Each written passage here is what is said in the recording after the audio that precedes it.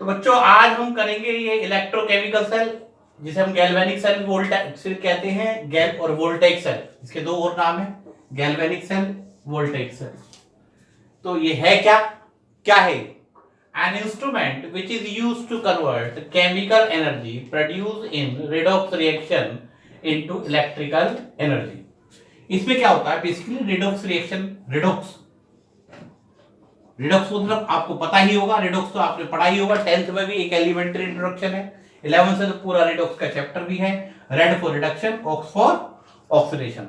Reduction में electron का gain होता है, जैसे फॉर एग्जांपल ये हमने ले लिया, ये इलेक्ट्रॉन का गेन हो रहा है। ऑक्सीडेशन में इलेक्ट्रॉन का लॉस हो रहा है। तो फाइनली रिडॉक्स में इलेक्ट्रॉन का ट्रांसफर होता है। तो इलेक्ट्रोकेमिकल सेल में क्या होता है, रेडॉक्स रिएक्शन में जो केमिकल एनर्जी प्रोड्यूस होती है उसको इलेक्ट्रिकल एनर्जी में कन्वर्ट होती है। रिडॉक्स रिएक्शन में जो केमिकल एनर्जी प्रोड्यूस होती है it converted into electrical energy. Electrochemical cell में क्या हो रहा है कि रिडॉक्स रिएक्शन में जो केमिकल एनर्जी प्रोड्यूस हो रही है it converted into electrical energy या इलेक्ट्रिकल करंट। ठीक है, अब हम देखेंगे सेटअप, इसका सेटअप कैसे होता है। तो हम इसको थोड़ा डिटेल से देखेंगे, इधर ध्यान दो। जैसे हमने यहां पे एकदम डिटेल से देखो, ये एक बीकर ले लिया, ठीक है, ये जिंक रोड है, ठीक, यहां क्या है, जिंक सल्फेट है, क्या है, जिंक सल्फेट। इसके बराबर में इसको हमने कनेक्ट करना है, किससे, कॉपर रोड से। यहां CuSO4 है, CuSO4 मतलब Cu2 प्लस और SO4 2 माइनस, CuSO4। ये है क्या, ब्रिज, जो इन दोनों को कनेक्ट करता है। इसका नाम क्या है, इसका नाम है salt bridge. Zinc road zinc sulphate, copper road copper sulphate. और ये क्या है, ये ब्रिज सा बनाया है, ये ब्रिज ही है, जो ब्रिज तुम्हें नजर आ रहा है ये ब्रिज ही है, इसका नाम है सॉल्ट ब्रिज। और इसको कनेक्ट कर दिया वायर के थ्रू। बीच में क्या है, अगर आपको करंट मेजर करना है तो एमीटर ले लो, वोल्टेज मीटर मेजर करनी है, पोटेंशियल मेजर करना तो वोल्ट मीटर ले लो, it is up to you. ठीक है, तो बेसिकली प्रोसेस में क्या हो रहा है, यहां जिंक से Zn2 प्लस बन गया, और क्या बने, +2 इलेक्ट्रॉन। जिंक से क्या बना, इस रोड में से जिंक निकल के आया सोल्यूशन के अंदर, क्या बना है, जिंक और 2 इलेक्ट्रॉन। ये 2 इलेक्ट्रॉन इस रोड के थ्रू, इस वायर के थ्रू, इस रोड के थ्रू इस सोल्यूशन में आते हैं। इस सोल्यूशन में इन्हें क्या मिलता है, Cu2 प्लस SO4 2 माइनस। इस सोल्यूशन में इन्हें क्या मिलता है, Cu2 प्लस SO4 2 माइनस। और यहां क्या है, CuSO4।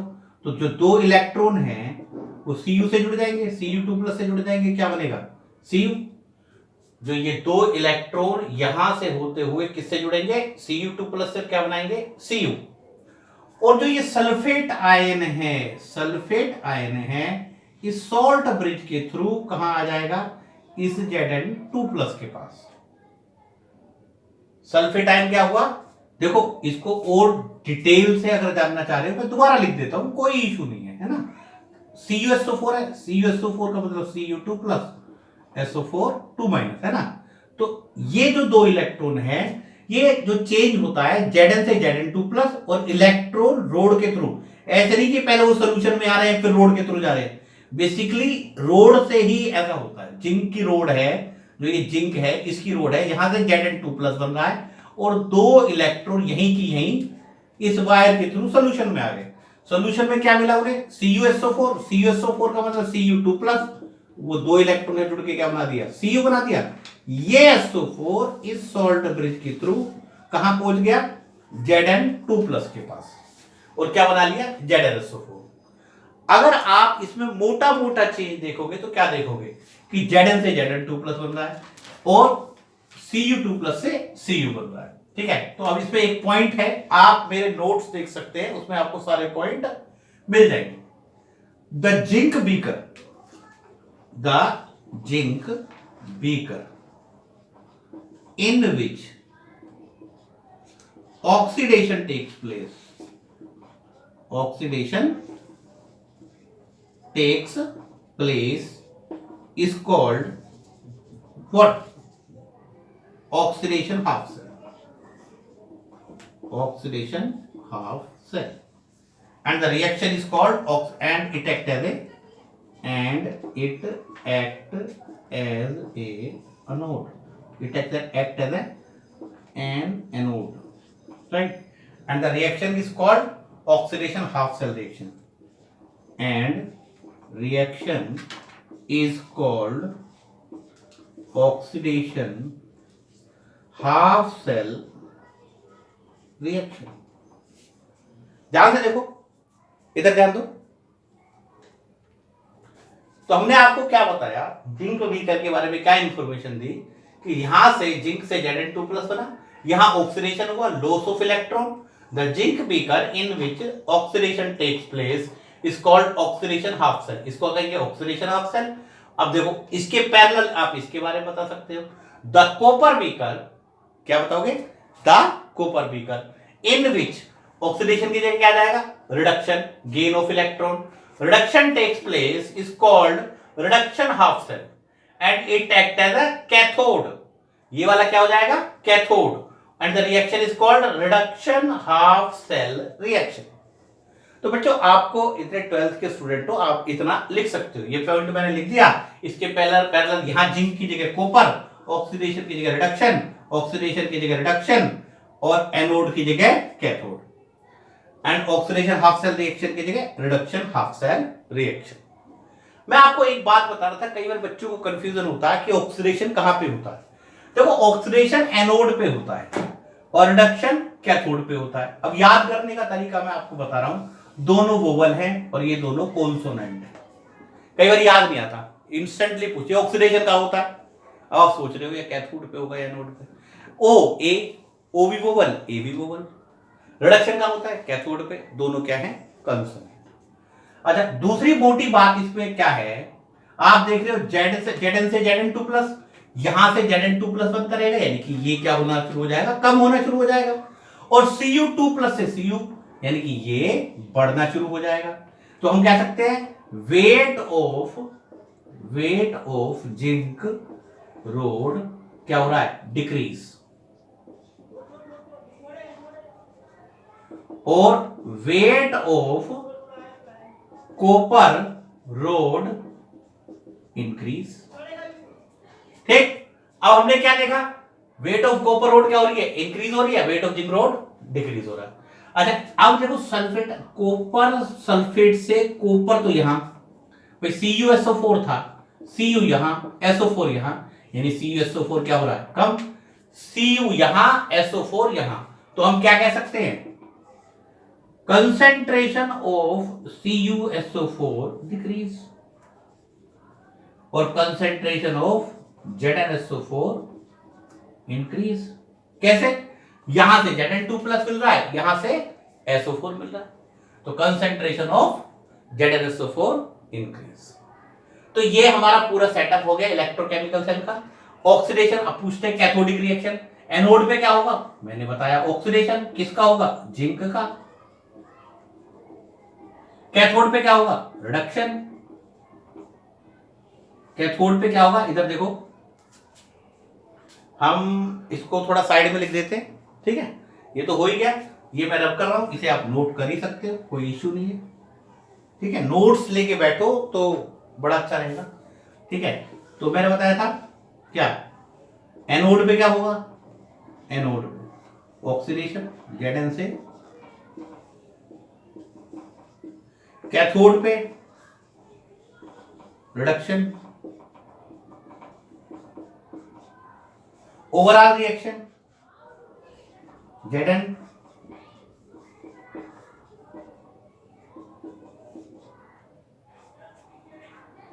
ठीक है? ये एनोडिक रिएक्शन, ये कैथोडिक रिएक्शन, ये ओवरऑल रिएक्शन। क्लियर? नोट कर लेना, नोट्स पे मैं फिर बता दूं सब कुछ कर दो। अब हम बात करते हैं सॉल्ट ब्रिज। ये आपने देखा सॉल्ट ब्रिज क्या होता है? सॉल्ट ब्रिज, सॉल्ट ब्रिज नाम से पता लग रहा है। It consist of U-shaped tube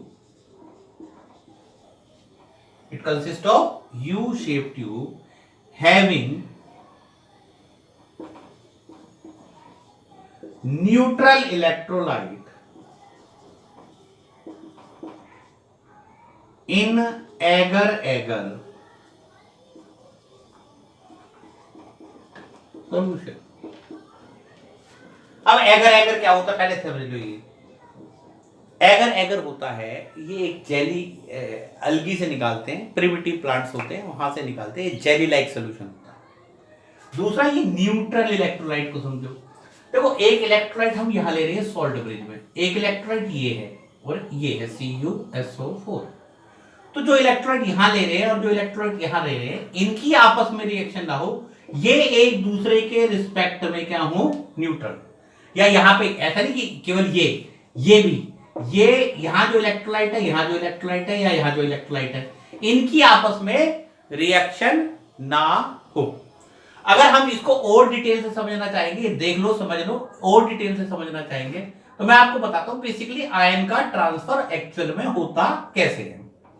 वो देखो वो इस तरीके से होता है, जैसे हमने कहा जैसे ये सॉल्ट ब्रिज है, ठीक है।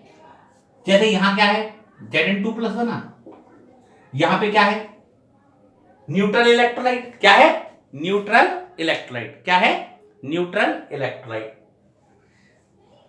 जैसे यहां पे ZnSO4 था,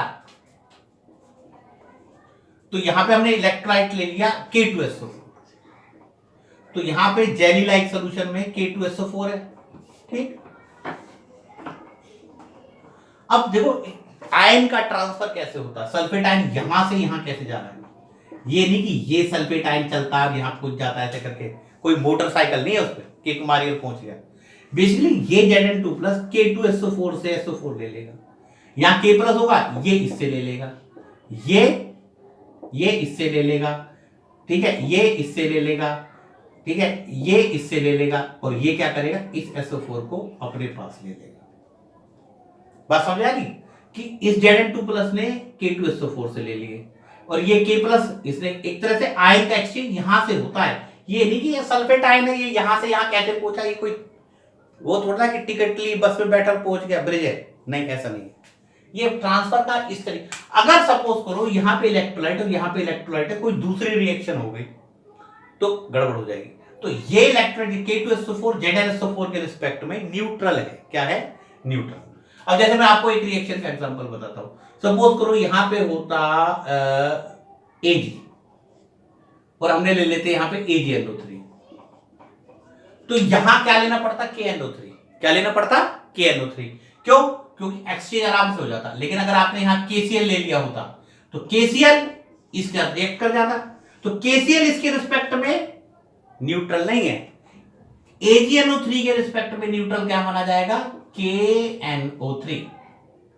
ZnSO4 के रिस्पेक्ट में न्यूट्रल क्या माना जाएगा, Na2SO4 K2SO4। AgNO3 के रिस्पेक्ट में क्या माना जाएगा, KNO3। समझा, न्यूट्रल इलेक्ट्रोलाइट का एक्सक्लूड मतलब स्पेसिफिक मतलब ये है कि ये जो इलेक्ट्रोलाइट है और इनकी इलेक्ट्रोलाइट है बेसिकली इसमें रिएक्शन ना हो। क्लियर। सॉल्ट ब्रिज का फंक्शन क्या है, अभी आपको पता ही है। सॉल्ट ब्रिज क्या करता है, आयन को ट्रांसफर एक बीकर से अनदर बीकर और विदाउट मिक्सिंग देम। तो सॉल्ट ब्रिज का फंक्शन क्या है, it transfer ion from one beaker to other without mixing them. कि सल्फेट आयन यहां से यहां भी पहुंच गया, दोनों सॉल्यूशन मिक्स नहीं हुए। दूसरा पॉइंट और इंपॉर्टेंट पॉइंट क्या है कि एक और है कि जैसे इलेक्ट्रॉन का ट्रांसफर ऐसे हो रहा है और आयन का ट्रांसफर ऐसे हो रहा है, इलेक्ट्रॉन ऐसे आयन ऐसे, तो सर्किट क्या हो जाता है, complete. It complete the circuit by the transfer of ion from one beaker to another. It complete the internal circuit. It complete what, internal circuit. Clear. और सॉल्ट ब्रिज निकाल दोगे तो क्या होगा, हटा दे, तो हटाने से क्या होगा, यहां Zn2+ एक्यूमुलेट हो जाएंगे और यहां SO4- और रिएक्शन रुक जाएगी। करंट स्टॉप हो जाएगा। देखो जब तक ये Zn2+ न्यूट्रलाइज नहीं होगा और Zn2+ नहीं बनेगा। यानी कि अगर आपने ऐसे कनेक्ट भी कर दिया, मोमेंटरली जो 2 इलेक्ट्रॉन गए वो थोड़ी देर के लिए नीडल को हिला देंगे यहाँ पे, उसके बाद क्या होगा, फर्दर Zn से Zn2+ नहीं बनेगा। ये Zn2+ जब तक न्यूट्रलाइज ना हो जाए, ये Zn2+ जब तक न्यूट्रलाइज ना हो जाए, किसी और Zn को Zn2+ में कन्वर्ट नहीं होने देगा, रिपेल करके वापस भेज देगा। या जब तक ये SO4 अपनी मंजिल तक ना पहुंच पाए, ये किसी और इलेक्ट्रॉन को सॉल्यूशन में आने ही नहीं देंगे। इन्हें ये SO4 इलेक्ट्रॉन को धक्के देके वापस भेज देंगे। तो सॉल्ट ब्रिज क्या अगर निकाल दे तो क्या होगा, यहां पे डिफ्लेक्शन आएगा momentarily and reaction stop. Reaction क्या हो जाएगी, stop, due to the accumulation. Accumulation यानी इकट्ठा होना, यहां पे कैटायन इकट्ठे हो जाएंगे, यहां पे एनायन। अब इंग्लिश में कैसे बोलेंगे, due to the accumulation of positive and negative charge in respective beaker. ठीक है, अब हमारी कुछ टर्म्स है जैसे कि इलेक्ट्रोड वगैरह, ठीक है, वो बताता हूं।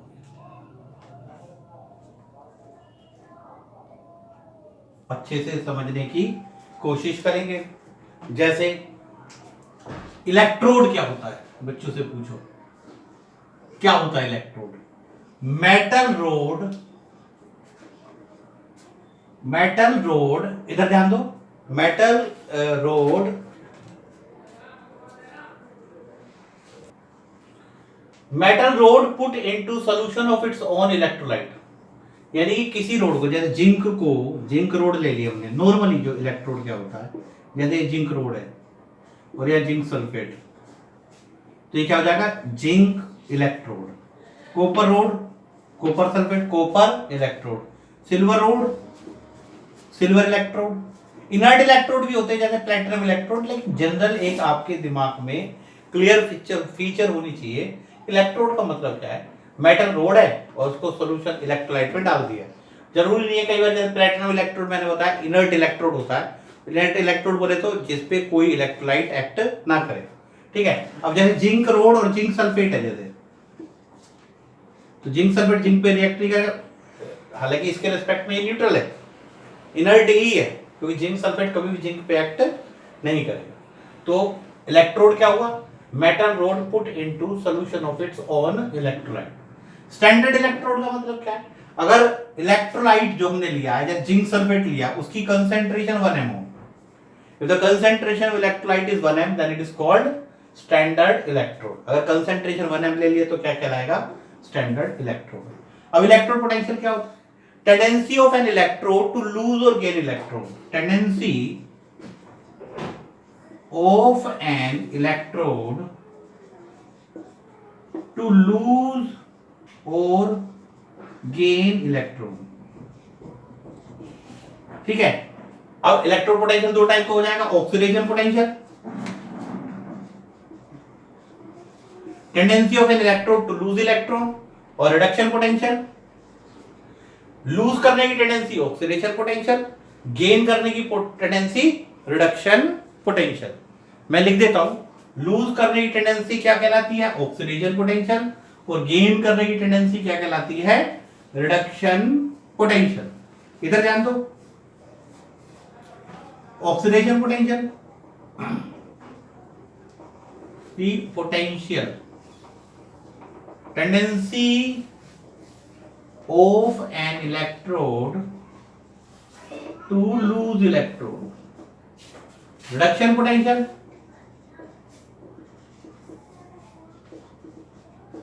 tendency of an electrode to gain electron, ठीक। अब स्टैंडर्ड रिडक्शन पोटेंशियल या स्टैंडर्ड ऑक्सीडेशन पोटेंशियल,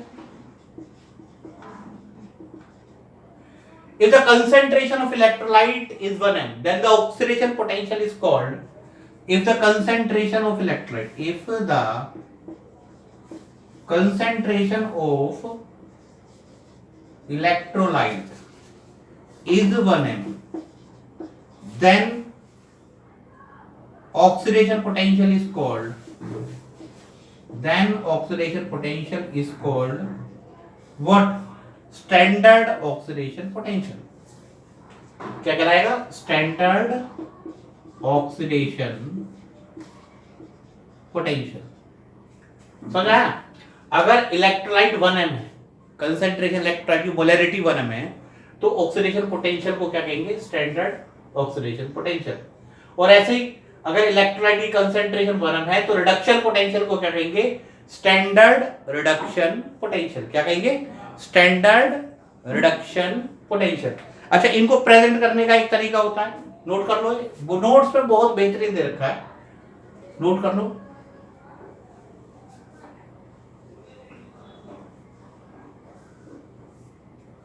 इधर ध्यान दो, क्या बता रहा था? प्रेजेंटेशन। स्टैंडर्ड, एसटीडी मतलब स्टैंडर्ड, स्टैंडर्ड ऑक्सीडेशन पोटेंशियल कैसे प्रेजेंट करेंगे? ई नोट ऑफ, जैसे कॉपर की बात करें, ऑक्सीडेशन Cu ओब्लिक Cu2+, और स्टैंडर्ड रिडक्शन पोटेंशियल को क्या कैसे प्रेजेंट करेंगे?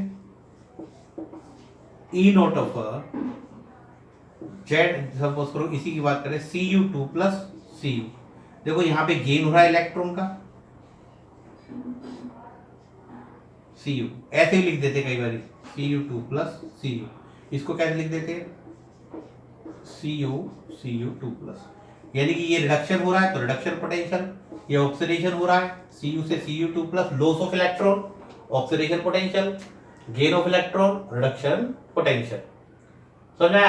अच्छा, जनरली एक बात ध्यान रखना, जैसे ये, सॉरी मिटा दिया मैंने, कोई बात नहीं, इसको, इसकी वैल्यू x है तो E naught of Cu2+ Cu क्या हो जाएगी? -x।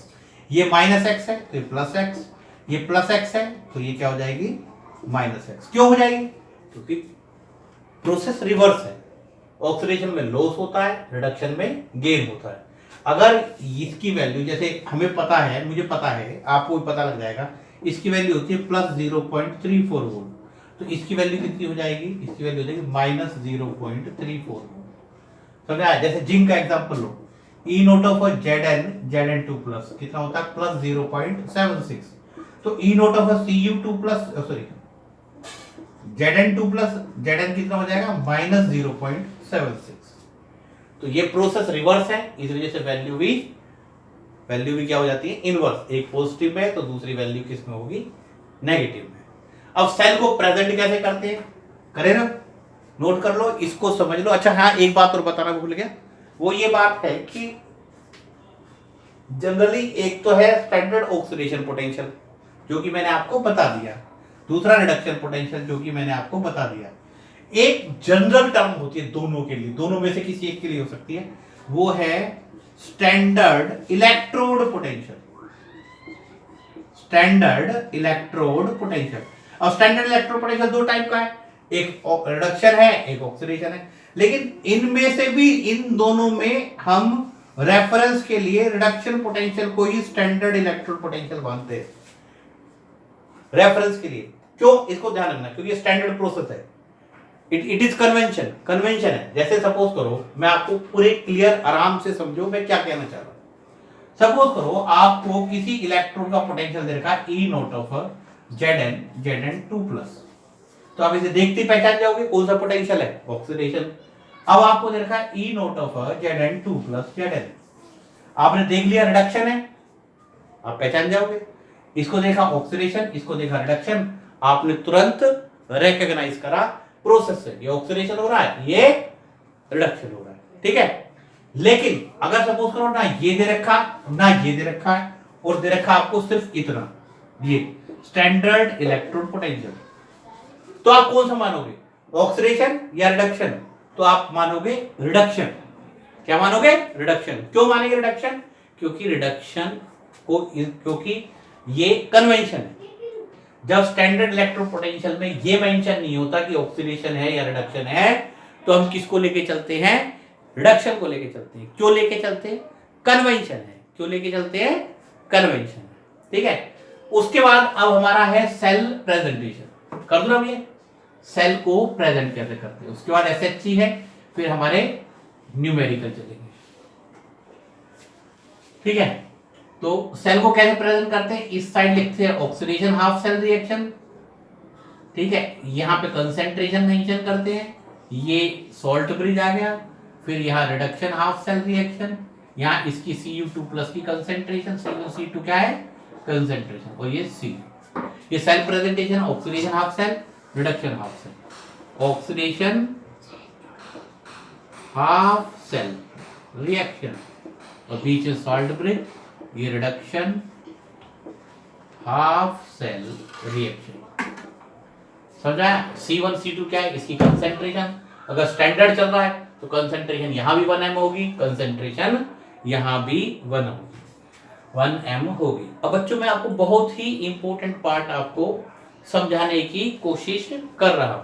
वो इंपॉर्टेंट पार्ट क्या है, देखो इधर ध्यान दो। अब वे सेल का पोटेंशियल निकाला, ई नोट निकालना, तो नॉर्मली ई नोट कैसे निकालते हैं, ई नोट ऑफ सेल बच्चों को बता दिया जाता है, E naught of anode minus E naught of cathode, ये कैथोड है ये एनोड है, minus E naught of anode. इस बात को समझो कि हमने इसको इससे कनेक्ट किया, ये बात बहुत इंपॉर्टेंट वाली बात है, बहुत ध्यान से समझना, बेसिक गड़बड़ा जाएगा। ये लिखा मैंने E naught of cathode minus E naught of, यानी इसकी वैल्यू और इसकी वैल्यू, बशर्ते दोनों रिडक्शन में हो, बशर्ते दोनों रिडक्शन में हो। मतलब ये क्या हो रहा है रिडक्शन, इसकी वैल्यू तो नो डाउट रिडक्शन में हो ही हो, प्लस 0.34, ये क्या हो रहा है ऑक्सीडेशन, लेकिन इसकी वैल्यू भी रिडक्शन में चाहिए, इसकी वैल्यू हो क्या रहा है ऑक्सीडेशन, वैल्यू किस में चाहिए रिडक्शन में। तब हम इस जब दोनों वैल्यू रिडक्शन में हो, ये बात ध्यान से सुन लो, जब दोनों वैल्यू रिडक्शन, ये क्या हो रहा है रिडक्शन, ये क्या हो रहा है रिडक्शन, तब हम करते हैं कैथोड माइनस एनोड। कैथोड की वैल्यू कितनी है, इसकी वैल्यू कितनी है 0.34 माइनस माइनस 0.76। इसका एक्सप्लेनेशन भी है मेरे पास, हम समझाएंगे आपको। पहले तो आप ये समझ लो कि कैथोड माइनस एनोड तब करते हैं जब दोनों वैल्यू स्टैंडर्ड हो, स्टैंडर्ड बोले तो दोनों की वैल्यू रिडक्शन में हो। अब बच्चे तुरंत क्वेश्चन करते हैं, सर यहां तो ऑक्सीडेशन हो रहा है, यहां आपने रिडक्शन ले रखा है। अरे रिडक्शन में ले रखा तभी तो माइनस है, तभी कैथोड माइनस एनोड है। ये कंसेप्ट है, आप इसको समझने की कोशिश कीजिए। मैं क्या बता रहा हूं कि कैथोड माइनस एनोड तभी होगा जब दोनों वैल्यू क्या हो, दोनों वैल्यू ध्यान दो रिडक्शन में हो, दोनों वैल्यू किस में हो रिडक्शन में हो। क्यों, अब इसका जवाब देते हैं। हमने दो इलेक्ट्रोड को कनेक्ट करा, हमने दोनों इलेक्ट्रोड को कनेक्ट करा, कनेक्ट करा तो ऑब्वियसली बात है सम होना चाहिए, तो ई नोट ऑफ सेल क्या हो जाएगा, कनेक्ट कर रहे हैं ई नोट ऑफ, अब देखो मैं इसी के हिसाब से ले रहा हूं oxidation plus E naught of, ये क्या हो रहा है रिडक्शन, इसके हिसाब से ले लिए, यहां ऑक्सीडेशन हो रहा है तो ऑक्सीडेशन वाला वैल्यू, यहां रिडक्शन ले रखा तो रिडक्शन वाला वैल्यू। बट हमें प्रेजेंटेशन स्टैंडर्ड चाहिए, और स्टैंडर्ड में हमें समझे ना, हमें प्रेजेंटेशन क्या हमें किस में होना चाहिए स्टैंडर्ड में, और स्टैंडर्ड में क्या होता है दोनों वैल्यू रिडक्शन में होनी चाहिए, तो इस वैल्यू को हम रिडक्शन में कन्वर्ट करेंगे। हमें पता है E naught of Zn2 plus is equal to minus E naught of Zn2 plus Zn। अब इस वैल्यू को यहां पुट करेंगे तो ई नोट ऑफ सेल क्या आ जाएगा, E naught of minus E naught of Zn2 plus Zn plus E naught of Cu2 plus Cu। अब दोनों वैल्यू रिडक्शन में आ गई, देखो प्लस था तो जो ऑक्सीडेशन वाली ऑक्सीडेशन में, रिडक्शन वाली रिडक्शन में, लेकिन हमने इसको स्टैंडर्ड में कन्वर्ट करा। हमारा स्टैंडर्ड फॉर्मेट क्या होता है, दोनों रिडक्शन में होनी चाहिए, क्या होनी चाहिए, दोनों रिडक्शन में होनी चाहिए। तो उसके लिए हमने इस वैल्यू को रिडक्शन में कन्वर्ट करा। इससे पहले मैंने आपको कंसेप्ट बताया था, अगर ये x है तो ये माइनस x है। अब इसको समरी रीअरेंज कर दो, E naught of a cell, E naught of Cu2 plus Cu minus E naught of Zn2 plus Zn, और इसको हम फाइनली क्या लिख सकते हैं, E naught of a cell, E naught of a cathode minus E naught of a anode. E naught of cathode. ये आप समझ लो कि माइनस क्यों आया, कैथोड माइनस एनोड क्यों हुआ, क्योंकि हमने दोनों को, यहाँ रिडक्शन हो रहा है इसको तो रिडक्शन में लेना ही है, यहाँ ऑक्सीडेशन हो रहा है इसको भी हमने रिडक्शन में लिया। इसी वजह से ये रिडक्शन में क्यों लिया, क्योंकि रिडक्शन ही स्टैंडर्ड है, रिडक्शन ही स्टैंडर्ड है। तो बच्चों अगली वीडियो में हम क्या करेंगे, अगली वीडियो में हम क्या करेंगे, SHG बताएंगे, ई नोट निकालना सिखाएंगे और नॉन स्टिक इक्वेशन। ये धीरे धीरे बड़ी वीडियो है तो थोड़ा सा टाइम लगेगा। Thank you.